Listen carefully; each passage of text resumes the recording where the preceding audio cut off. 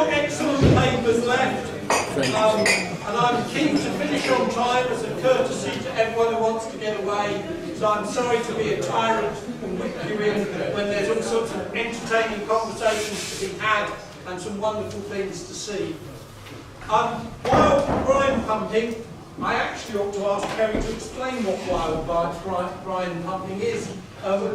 We will do it. Wild brine pumping at Murgatroyd's works in Middlewich. This is a joint presentation between Kerry and Steve, who are going to share the presentation. They're both from Middlewich Heritage Trust, as will become apparent when you start listening. And of course, they've got their excellent display in the corner. Thank you very much. Kerry, the floor is all yours. Thank you. Right now, this excellent. One's a good start. Right, my name is Kerry. I'm the Heritage Officer for Middlewich. I'm actually paid, funded by the Town Council, but my role is with Middlewich Heritage Trust. And I'm just going to give a little bit of a background to the project that Steve, a trustee, is actually going to do the technical aspects.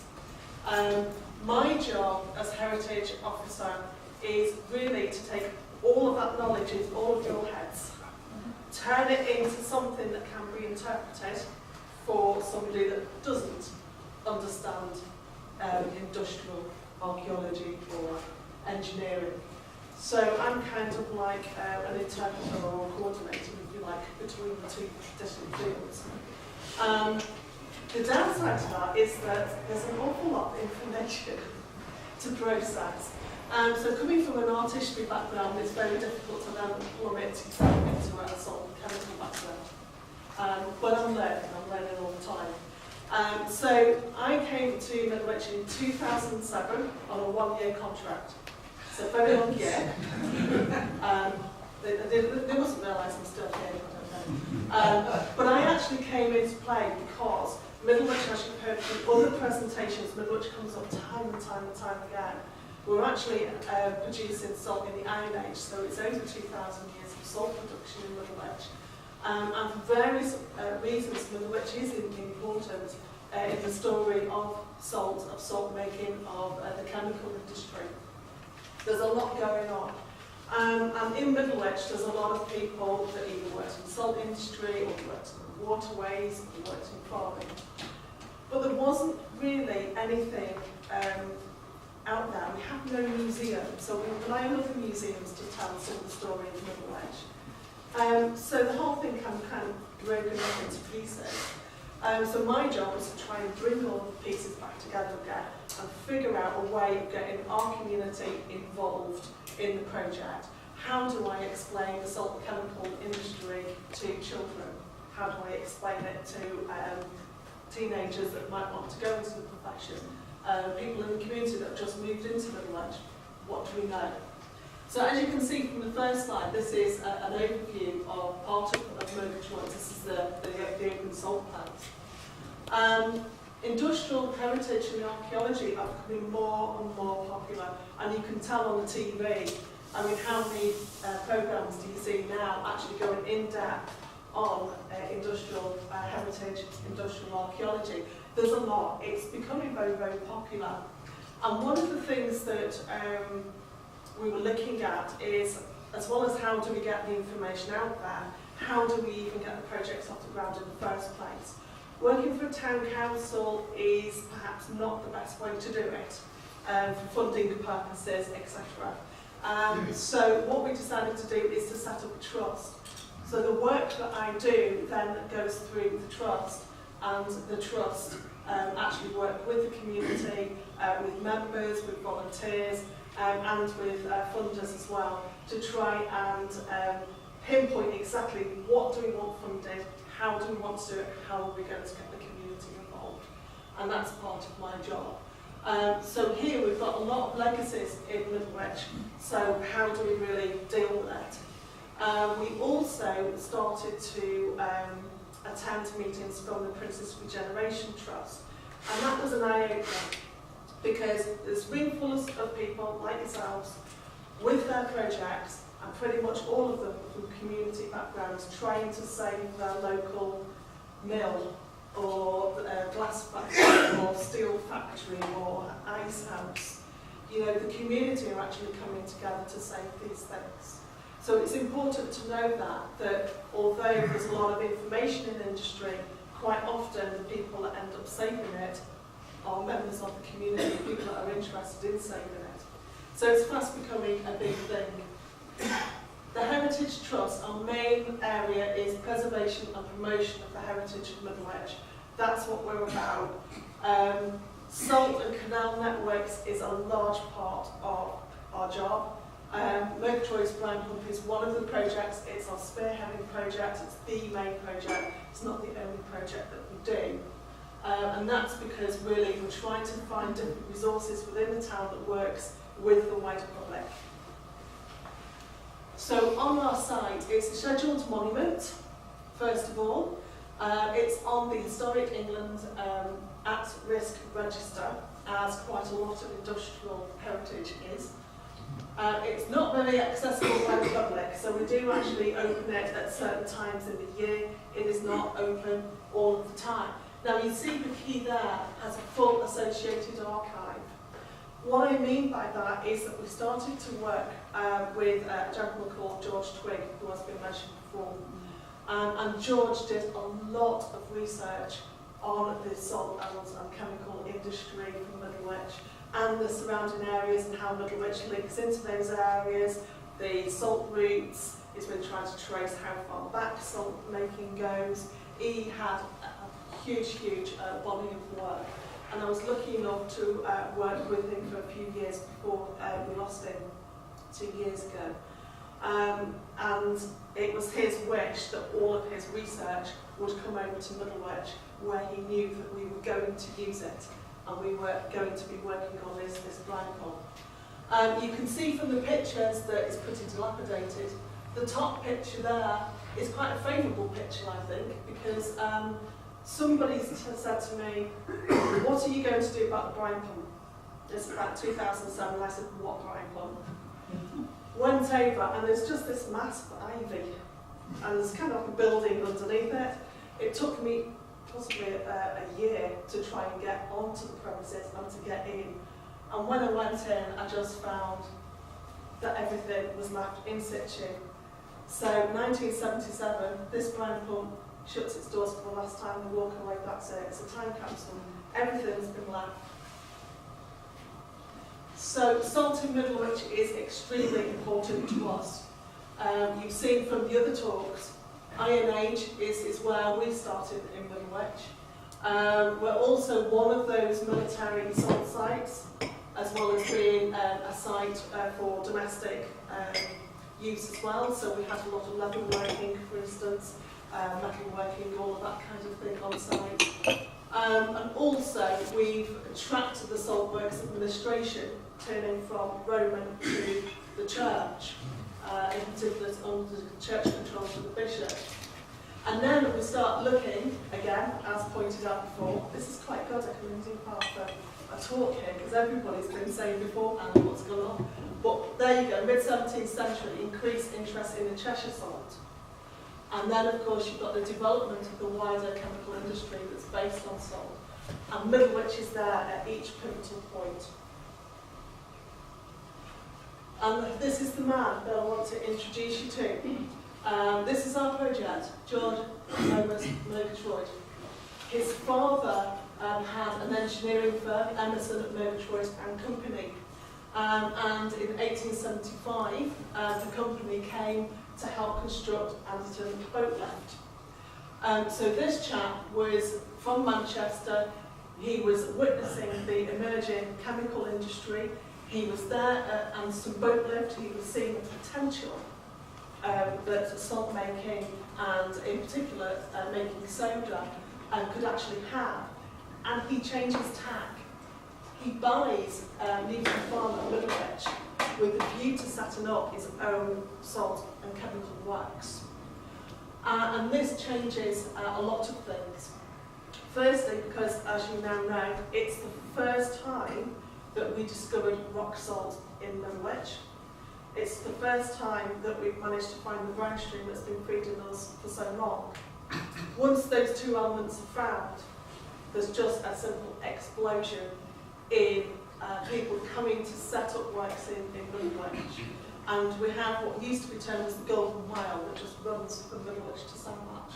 All works all the way down, or taking full advantage of the find of rock salt and the brine stream.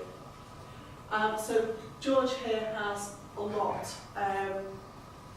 really, that we should be thankful for. It's him that decides to put the brine shaft where it is. It's right in the corner of Newton Farm, and he sinks a brine shaft down right in the very corner of it. 1889, they're building this wooden shaft down. Now, my colleague will tell you more about it. But it's one of the last borehole technologies coming in at that time. So there are not many more shafts that are hand built in this way. We believed that the first section was actually fully boarded with iron dogs. We now know that the whole section of about sort of 200 feet are boarded with iron dogs. And these are the poor chaps that had to do it. The photograph is a little bit sort of moth-eaten, but it's in the Cheshire Archives. And these are the men from Ralph Oakes and Company of Winsford, who were the contractors to put the shaft in. And of course, working life, not only do we have the open pan works, but we also have the chemical works that followed. Now, just a point that people from ICI would know, there's ICI in Middlewich. It used to be Murgatroyd's of Middlewich. What actually happened is Murgatroyd set up his open pans and then next door set up the soda works as per plan. His business plan, however, didn't quite work, and the reason being that he just chose a process to produce his soda which wasn't really as profitable as others who were coming along the race to also sort of make soda. This is about cost as well. It's about how clean you can produce your product and how much you produce that product for. And unfortunately, George just went into meltdown because all of his attention and possibly all of his money, he had a backer as well, and the soda was actually failing. He died of an accidental overdose in about 1892. So, Brine and Mons saw their chance to get hold of the solder works, which they did. The backers were the Levenstones, from a textile background in Manchester. They were their backers. They then came to the fore to save the solder works, which was their primary goal. Brine and Mons got hold of next door's soda works, and they of course turned the business around and made it work. Levenstones believed in George Murgatroyd and they believed his plan would work. So with that in mind, they actually set up another works a bit further down Middlewich, going in towards Moston. And so Murgatroyd's number 2 was built, as you can see, and you can see the mercury cells, the diaphragm cells there. So in 47 we managed to start to complete part of the works. It takes a couple of years for it to work fully. They're on a narrow 18-acre site in Middlewich, and you can see that full production actually commenced in about 1950. So now our brine pump is working with open pans, and it is now pumping brine 3 miles down by the side of a railway line to the new works. So the new company here became firmly established, and we can see, look at the amount of products that are available to sort of make. It's a little gold mine. Murgatroyd knew what he was doing. So now we're looking at the different installations to give real high-grade caustic soda, and really this factory, the capacity just doubled. It worked really, really well as a business model for many years. And this is the place really that a lot of people will remember. So can you just go back one? At least 2 of us who think that those are not mercury cells. Diaphragms. The hooker cells, yeah, sorry, hooker cells. Sorry, yeah, hooker cells. I've got another picture with those on, but that's So Murgatroyd's decline, you've got 1889 and it runs to about 1966 as a salt works. It's demolished in 1968 and the end of wild brine pumping is in 1977. So the brine stream that has been found in 1889, they've been pumping from all of this time, so hence the wild brine, because they're pumping directly out of the brine stream. Obviously, because of subsidence, they decide that it's going to be banned, it has to be controlled. Therefore, the wild brine pumping gets discontinued. And so the brine pump is shut off. And that's it, everybody walks away. But the site still remains. The chemical works continued to run about 2010, so we've only really just lost that. With the salt works gone, the brine pump just stood alone on its own little piece of land and seemed to have been forgotten. As each of the plots of land around it were all sold off, the brine pump is actually sort of landlocked between the railway line and all of the other sort of factories that then built up in the area. So you can see the state of the building as I came across it in about 2008.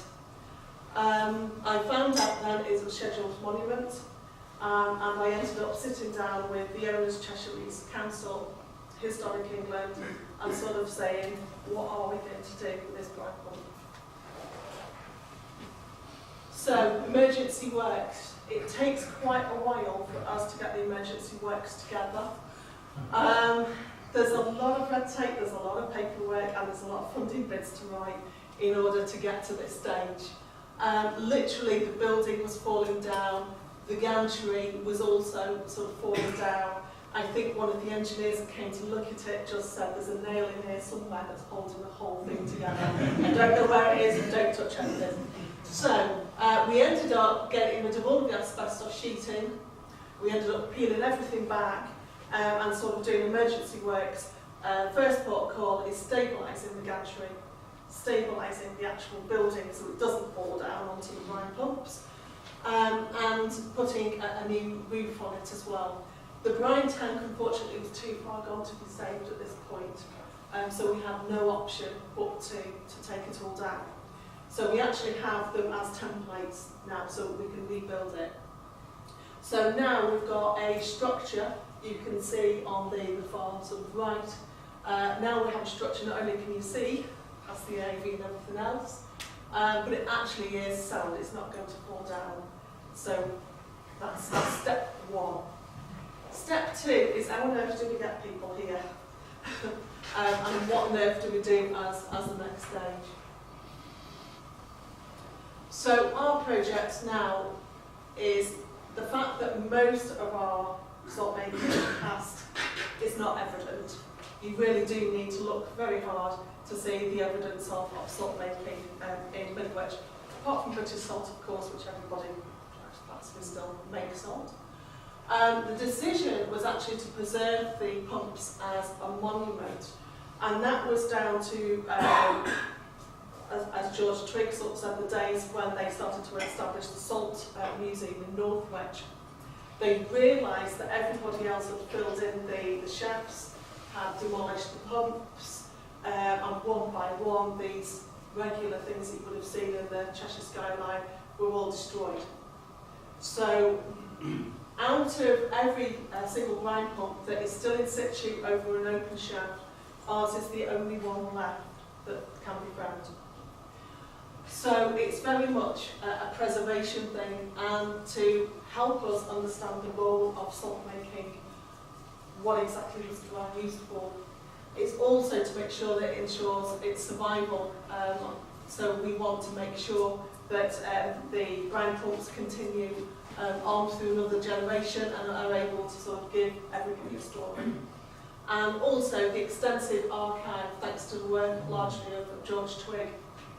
As was said before in Andrew Fielding's sort of talk, there's a lot of books out there, there's a lot of information out there, there's a lot of papers that have been done, there's lots of personal projects that have been done. So again, part of my job is to try and reel all that back in. What's been written, what can we find, what's already out there. But my starting point is always with George and his research he carried out in the late 1940s, in fact, all the way through to 1990s, and start to work upon his archive in finding ways of telling a story of Murgatroyd, telling a story of Middlewich, and telling the story of the Brine pump, and putting the whole thing sort of together. We have around about sort of 3,500 objects, photographs, film footage, drawings, you name it, we've got it. We've got another sort of nearly 3,000 objects on the rest of Middlewich, so that's Severn Salt, the Electro Bleach, all of those kind of companies that came into Middlewich. We've got documents and everything from them as well. So it's looking like a real extensive archive, and it's one of those things that Birmingham University have said that is a useful tool for universities to actually have access to this type of archive. So again, one of the parts of the project will be to open up the archive, to start digitising the archive in order that we can put it online, and then people can actually come online and see what we actually hold, what we have, and what the relationship is to each other. I want to make sure that all the work that George Twigg did is not in vain, that it's out there and people can see it. That is the end of my bit. I will hand over to Steve, who will now show you the actual project that we've just got funding for. So if we just put Steve's thing on for me, and I'll wait up until you get that. Our project goes a step beyond the emergency works now. We're actually looking to start to restore the brine pumps and restore the building and get people involved in that restoration. We have been given funding from Historic England, from the Heritage Lottery Fund, and from the Association of Industrial Archaeologists. We've also got some funding from the Town Council, funding from the trust that we put together, and funding from the Heritage Society. So between us all, we've managed to raise a decent chunk of money to do the next stage. And this next stage is what Steve's going to go in depth with now. Are we there? We're there. I'll hand over to Steve.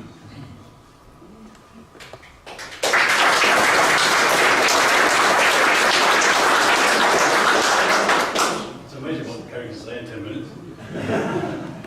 I just want to go and talk a little bit about the background to the machinery. I'm a chartered engineer. My background is in pumps and pumping, so I naturally gravitate to the machinery rather than the history side of it. But some of the technical details of what we found and what we propose to do with it. We started off with this picture, which is quite an iconic picture. Shows particularly the gantry, which at that stage in 1890 was in the open air, and this building in the foreground here was the engine house and the boiler room, but the gantry itself was outside, and there is some evidence of some little machine at the base of the gantry. When I began to, I'll come back to that in a moment. This is just a diagram of our shaft. The first part of it, at the top, has this got a? Yes, it has. The first 25 metres or so is 2.5 metres square, all timberline. Then it drops down to 1.5 metres square, and it goes down. This is 60 metres at the moment. It was originally deeper, but it seems to be blocked. And Murgatroyd, when he dug it, he discovered the 2 layers of salt. That's how what he found were 2 layers of salt.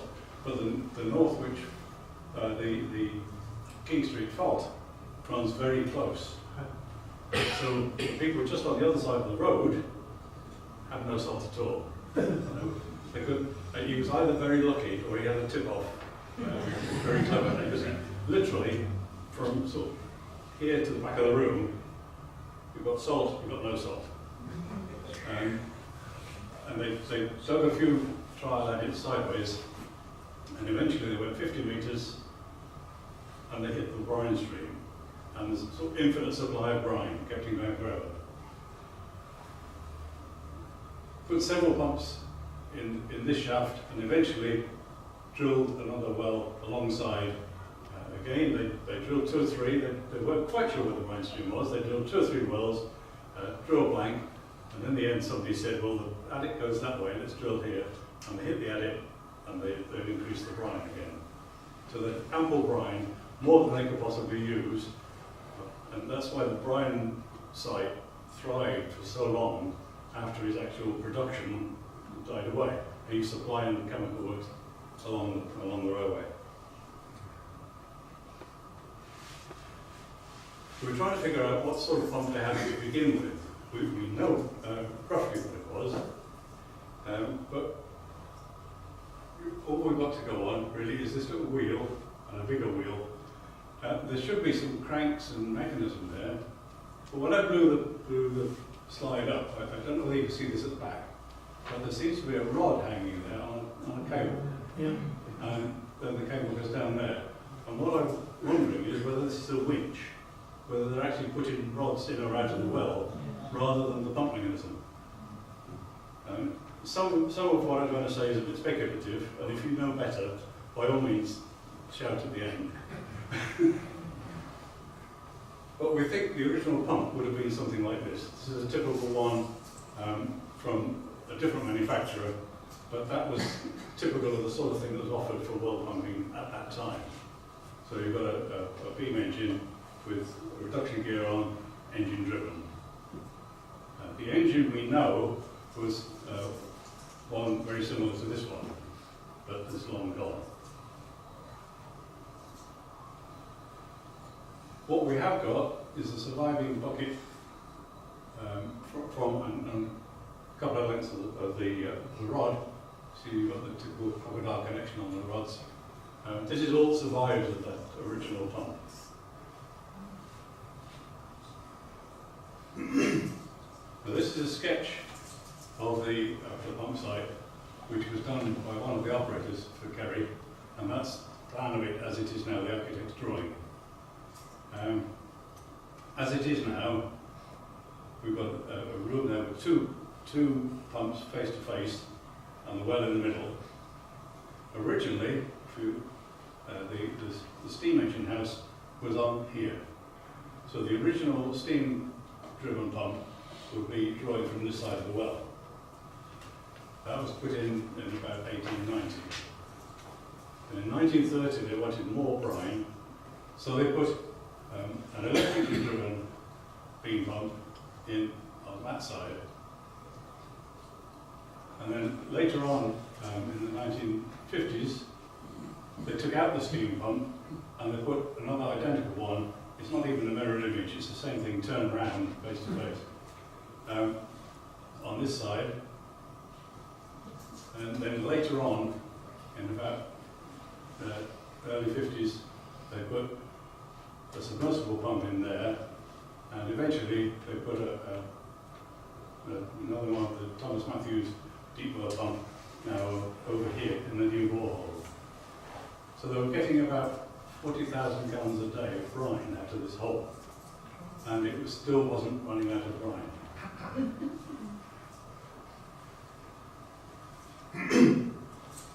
We have the drawings. This is the original installation drawing of the deep well pump, or one of them. Typical machine. They're electrically driven, so you've got an electric motor here, driving reduction gears, and that drives the beam mechanism, and the pump is suspended down here in the well. The numbering is a bit odd. We can't quite figure out the numbering. They seem to be numbered at random. We're not sure whether they might have moved them at some stage, but we can't figure it all out. See, what is claimed to be the original electrically driven pump is number 3. And Jack Ashley, one of the operators, said it used to go like mad, and they ran faster and faster. It had a variable speed electric motor on, so they obviously got a bit greedy and got faster and faster, got it up to 31 strokes a minute. And eventually they bent the beam. Now, this is the one that Jack actually reckoned was damaged. If we look at the other one, no, this is, oh, sorry, this is one of the other operators. If you look at the other pump, you'll see that this one is heavily reinforced. Now, we don't know whether they did that, reinforced the next one when they put it in, so that didn't break, or whether this is a repair to the original one. Because the numbering is a bit confused, and the operators use their own system of numbering, which is not actually what's written on the pumps. So it's slightly mysterious. But we do know that after they bent the beam, they slowed the things down and they ran them at 18 strokes a minute, but they had 2 of them by then, so they were still getting plenty of brine.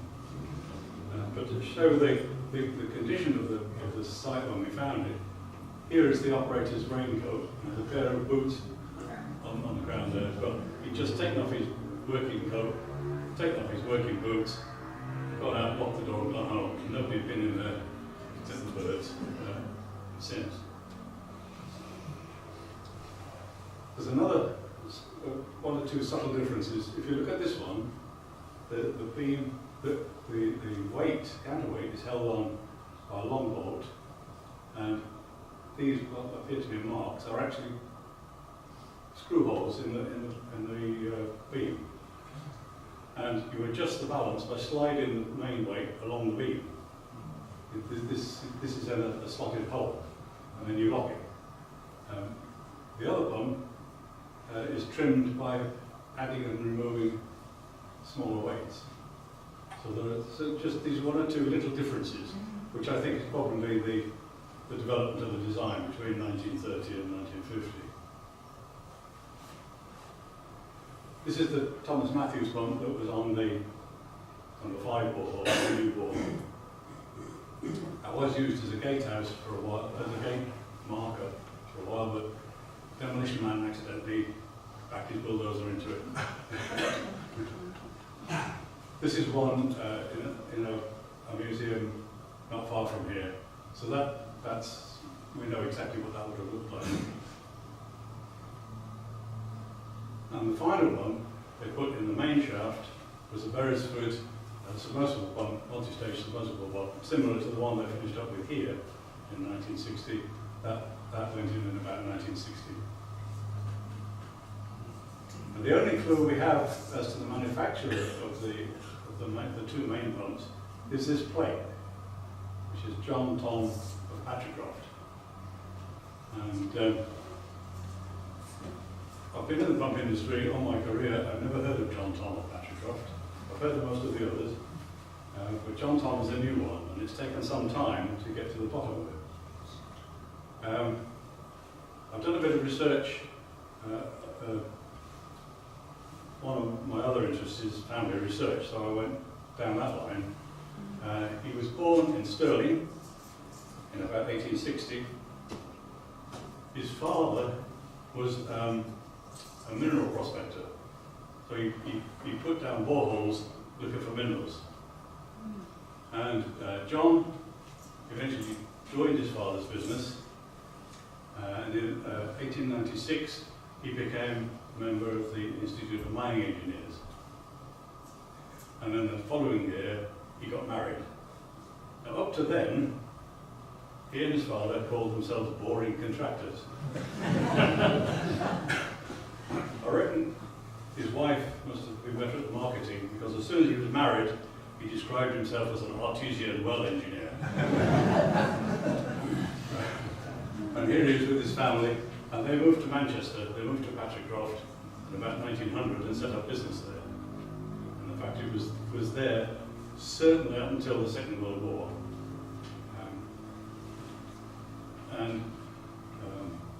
But it was always Canal Works Patricroft. What he was basically was a well engineer. But if you look, he starts off talking about wells, and then as time goes by, he about the borehole. Now, a few years later, he's talking about compressors and pumps, and then his entry in the trade directories, pumps of all descriptions, compressors, steam engines, oil engines, mineral oil, artesian well borers. He was quite well known in the industry. Looking at the archives, he did a lot of the boreholes for the local waterworks down as far as Wolverhampton, the waterworks at Gibraltar. There's a government contract for the waterworks in Gibraltar, and some of the early oil wells in the Middle East. There was a company asking for shares, floating shares, and he gave them a testimonial about the amount of oil that they were going to get out of these wells. So he was obviously quite famous and quite well known in the industry, and by the 1940s they had a London office as well. And then they sort of disappeared. The problem is that up until the 1930s, the records were all public, and all the things like the census records, they're not released yet. And it's difficult unless you happen on somebody who knows. And if anybody knows, please, if you know anything at all about them, we'd love to hear from you. But it sort of fizzled out. They were obviously still there in the 1950s because they put a pump in for Murgatroyd in 1953.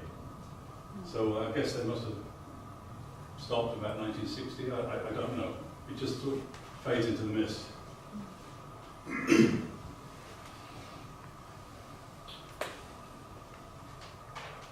But we've got quite decent drawings. One of the problems we're going to have is the gantry itself, as Kerry said, is rotten. It's got to come out, and we've got to replace the foundation timbers. And there are two foundation timbers, one there and one there. This is the well here, and these. This is the well here. That's a valve bit. They run across the top of the well, just on the edge of the well. But they go underneath the pump bed plates. Getting them out is going to be easy because they're rotten. It just sort of blows them out, I think. But we've then got to put in a 12-foot walk of timber when there's only 6 inches clearance at the end. So we're going to have to, I think, poke a hole in the wall and dig a trench outside to slide the new ones in. So that is our first major problem. Here they are again. It gives you an idea of the size. And here's the wall of the building. So we've got to take a piece out of there and slide them out.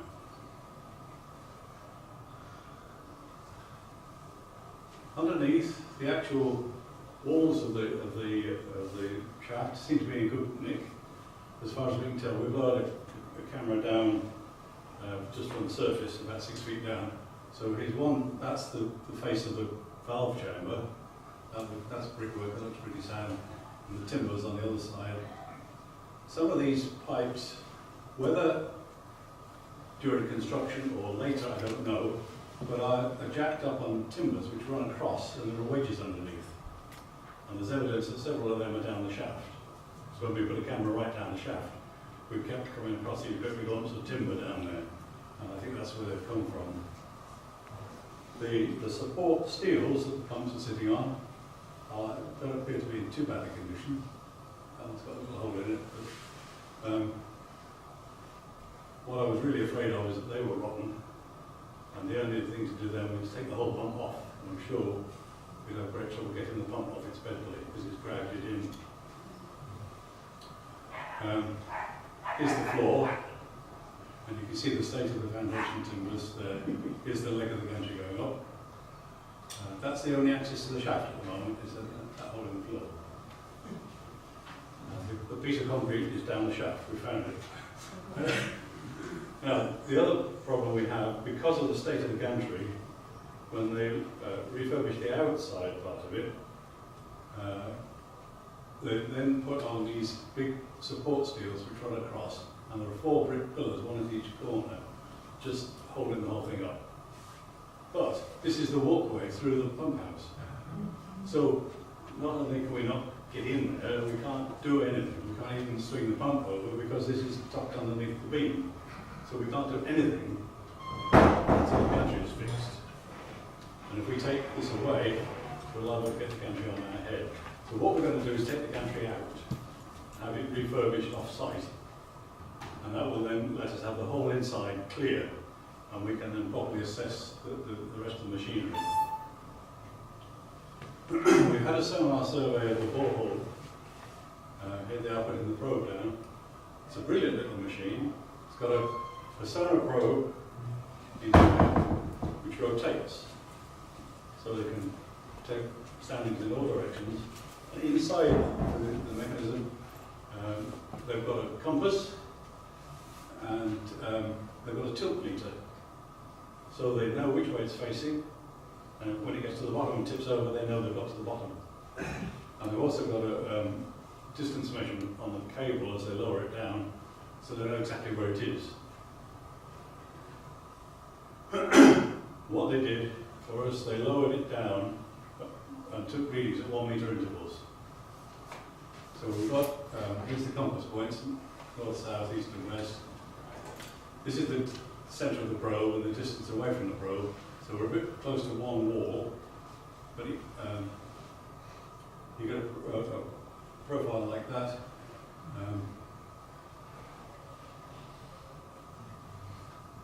When you put them all, we've got 60 odd, obviously, because we went down 60 metres. When you put them all on one picture, the outline of the shaft is immediately apparent, and these little indentations, these are shadows caused by the pipework.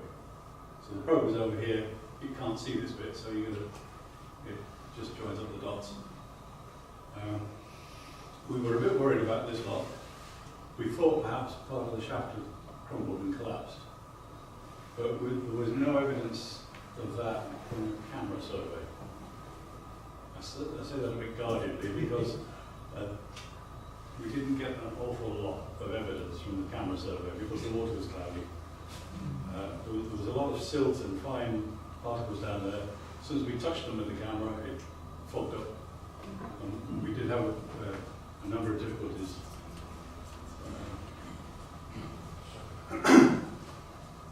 The submersible pump disappears at 28 metres, which is what it should have done. But at 37 metres, the other two disappear as well. And they come back later on. So we strongly suspect that the rising mains are fractured. The rising mains are made like this. They've got cast iron pipes. They've got heavy flanges on the end with ribs, support ribs, and tie bars between. So the alternate tie bars go up and down, up and down. So a lot of the weight, the tension, is held by these steel tie bars. The sections are 12 foot long, so there must be 60 of them, something like that, down the shaft. Here is a still from the video. Not very clear unless you're sure what you can see. Okay, sorry. You can just see a flange there, tie bar, got a fracture here. Yeah.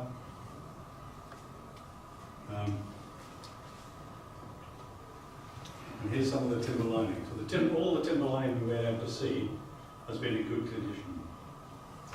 So we're hopeful that the shaft is not collapsing. What we're hoping to do is restore the gantry, restore the pumps, and create exhibition spaces inside the building, and then replace the restored gantry. I can see a signal here saying it's time to stop, so I'll stop there. It's a good place to stop.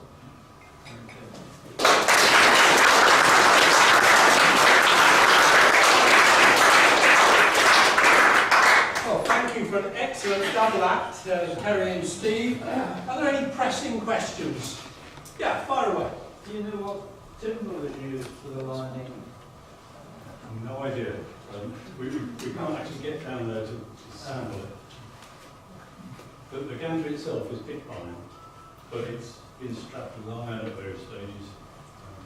As it's rotted away, instead of mending it, they've strapped it. While we set up, another question, any other? Yeah, fire away, please. You showed a photograph of a restored Tom pump outdoors somewhere else. Which museum is that, please? Is it Markham Grange? Wortley Top Forge. Oh, it's Wortley, right. I knew I'd seen one somewhere. Yes. Was there just one John Tom? Because I'm sure one side it said John K. Tom, and another side it said John Z. Tom. No, yes, they do. He used different initials. There's John G. Tom, John K. Tom, John Z. Tom. But in his family, in the family, all the people who were involved in the working the company were all called John Tom. The only place I've seen this before is if you advertise in different journals, you put a different spelling mistake in each advert, and then when people write in, you know where they're still Bob, you know Patrick Goff, do you? Yeah, well, Tom seems strange. Asking the green engines and Yates and Tom engine. That's Yates different and Toms. That's That's Yates and Tom. Tom is not It's the doing same Tom. It is a different Tom. I've checked. Yeah. As far as I can make out, and I've got to confirm this, I think he may have had his works on the site of Naismith's works.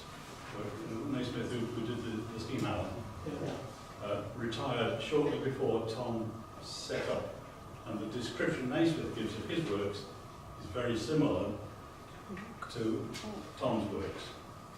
I'm just wondering whether he took over that site, but I've got to confirm that. Well, Naismith was taken over by R&D in the San Diego. Or maybe he got a bit of it, or I don't know, but the description of the two sites is very close. Can I just sort of say, just before this presentation starts, you can tell that we're on a journey here with the work, and you can see the level of work we've got to do. There's a lot. We're still compiling as much information as we can. We're still looking for people to help with the project. It's a community project. So we're hoping that there's people out there that have extra knowledge, that have maybe the interest to get involved in the project itself. It's a very interesting project, and you're not going to get another opportunity to work on Brine books. So if anybody is interested in supporting the project, going on our database to be kept informed about it, if we're staying right until the end, so if you just approach us, we're just sat at the back, then we'll take your contact details and we'll contact you again, because we know that all of you will have a really good level of knowledge from all your different backgrounds, and you can see that the history that we've got behind our project is really wide-ranging, and we'd like as much help as we can with the project. So if anybody's interested, please come in and see me sort of afterwards.